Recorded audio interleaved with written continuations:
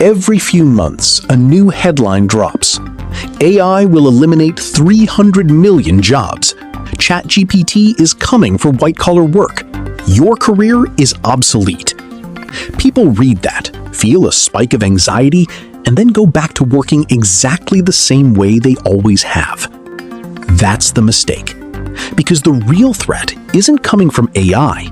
It's coming from the person sitting next to you, who figured out how to use AI. But how? Here's the reframe. AI is not a replacement. It's a multiplier. And multipliers don't eliminate people. They separate them. The same way a calculator didn't replace mathematicians, but permanently separated the ones who embraced it from the ones who refused to. Let's build this from the ground up. Every job, at its core, is a bundle of tasks. Some of those tasks require judgment, empathy, physical presence, creative intuition, and relationship management. Others are purely mechanical, drafting routine documents, summarizing information, generating first drafts, processing data, and answering repetitive questions. AI is extraordinarily good at that second category.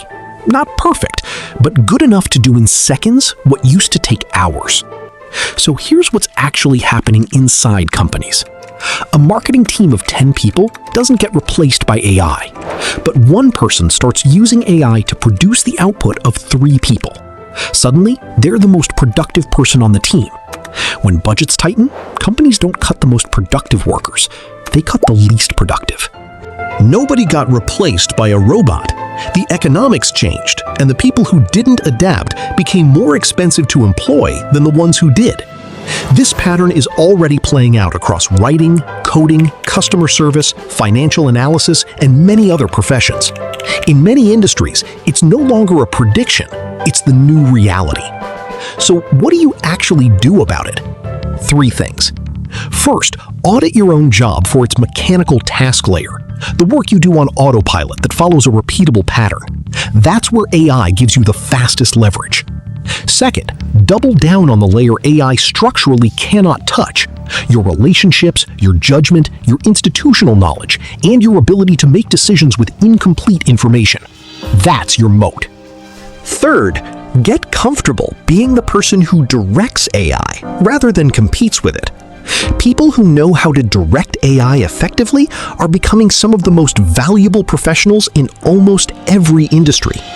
And one more thing, learn the AI tools that are actually useful for your workflow, not every random AI that appears online.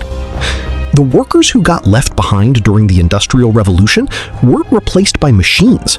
They were replaced by other workers who understood how to operate those machines. The script is identical. Only the machine has changed. The question isn't whether AI is coming, it's whether you'll learn to use it before someone else does. That's not a technology problem, it's an urgency problem. Until next time, Klaros.